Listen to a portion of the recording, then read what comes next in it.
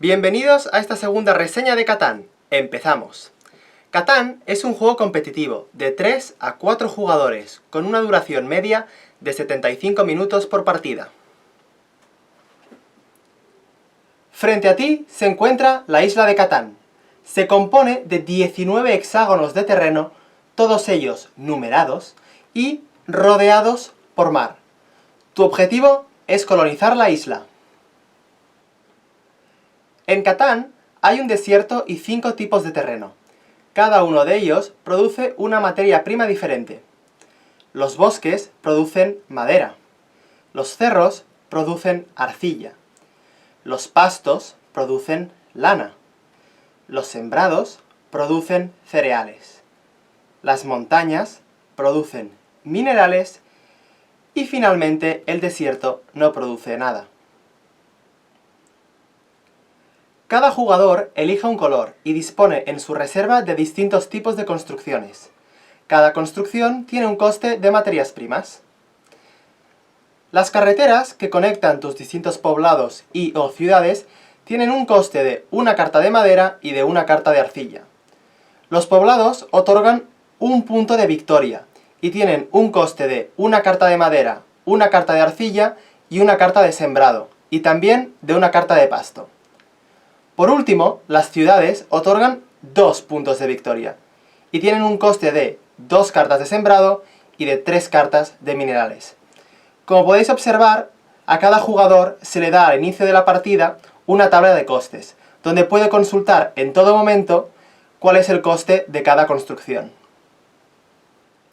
Antes de empezar propiamente a jugar, los jugadores se irán alternando en la colocación de poblados y carreteras. Cada jugador colocará un total de 2 poblados y 2 carreteras. A continuación empezará jugando el jugador de más edad. El turno se divide en 3 fases. En primer lugar, el jugador tirará los dados, que son un dado de color amarillo y otro dado de color rojo. Pongamos por caso que sale un resultado de 8. Pues en este caso, el resultado obtenido indica los hexágonos que producen materias primas ese turno. Entonces, cada jugador que tenga un poblado adyacente obtendrá una carta de materia prima.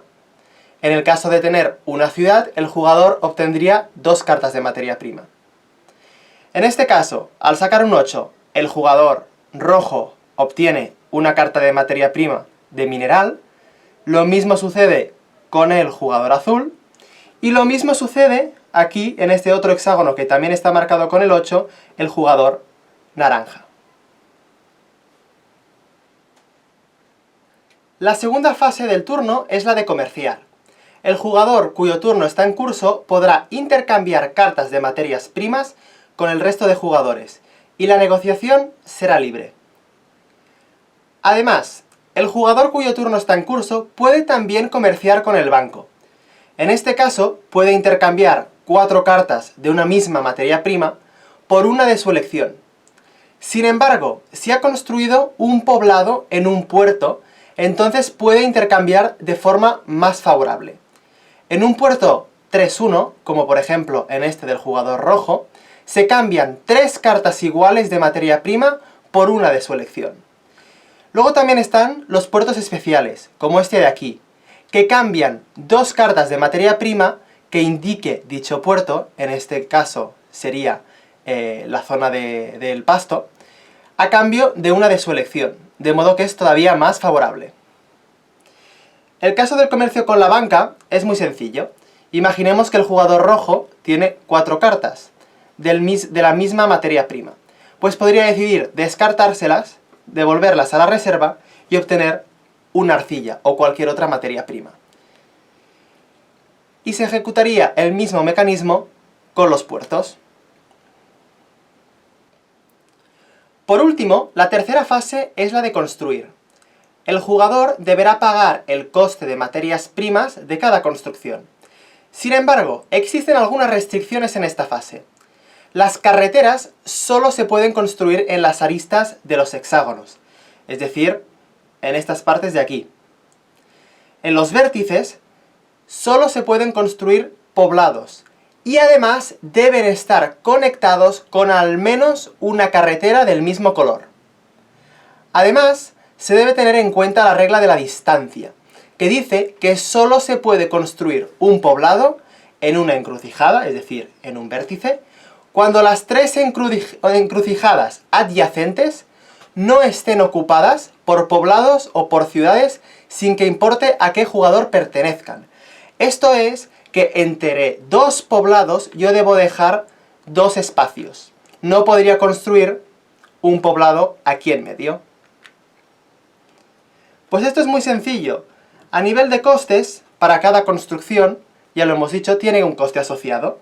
Entonces, para construir una carretera, el jugador debería poseer un recurso de arcilla y un recurso de madera, perdón, al revés, y entonces podría construir dicha carretera. Se descartaría de las cartas de materia prima y cogería una ficha de carretera y la colocaría a continuación.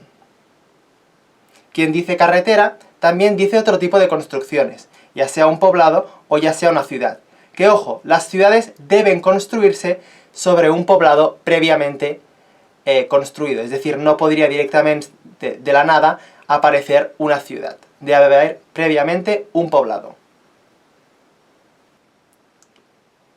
Ya para acabar, comentaré algunos casos especiales del juego.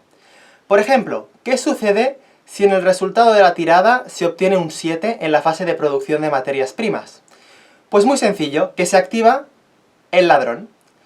En este caso, ningún jugador recibe materias primas ese turno.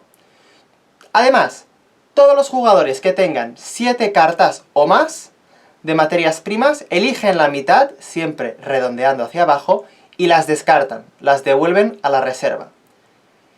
Además, el jugador que ha obtenido un 7 debe mover al ladrón a un hexágono de terreno, y le robará al azar una carta de materia prima a un jugador que tenga un poblado o ciudad adyacente al hexágono donde se coloque al ladrón.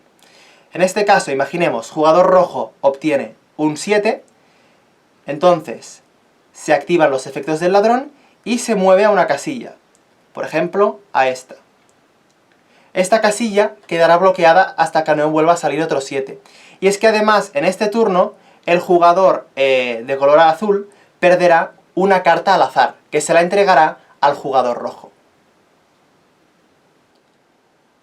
Bien, ahora vamos a hablar de las tarjetas, que hay de dos tipos.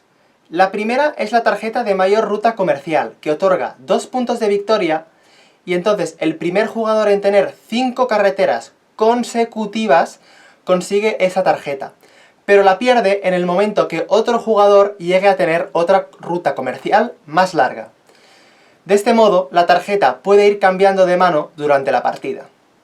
Del mismo modo, la tarjeta de mayor ejército, que otorga también 2 puntos de victoria, se juega igual. El primer jugador en tener, esta vez, ojo, 3 cartas de caballero ante sí, consigue esa tarjeta. Pero cuidado, que pasa lo mismo, que si otro jugador llega a tener más cartas de caballero, entonces la tarjeta se entrega inmediatamente al otro jugador. Existe la posibilidad de comprar cartas de desarrollo, que tienen un coste de una carta de sembrado, de una carta de pasto y de una carta de minerales. Hay 3 tipos de cartas de desarrollo. La de caballero, aquí está, la de progreso y la de puntos de victoria. El jugador cuyo turno está en curso puede jugar una carta de desarrollo en cualquier momento de su turno. Sin embargo, no puede jugar una carta de desarrollo en el mismo turno en que la haya comprado. Vamos a hacer un poco de explicación de estas cartas. La primera, la carta de caballero permite mover al ladrón y se deja boca arriba sobre la mesa, para que cuando sume 3 cartas de caballero pueda conseguir la tarjeta de mayor ejército. Luego, las cartas de progreso permiten llevar a cabo una acción concreta descrita en el texto de la carta. Y ya por último, las cartas de puntos de victoria se mantienen en secreto durante toda la partida. Solo se revelan cuando gracias a ella el jugador alcance los 10 puntos de victoria y gane la partida.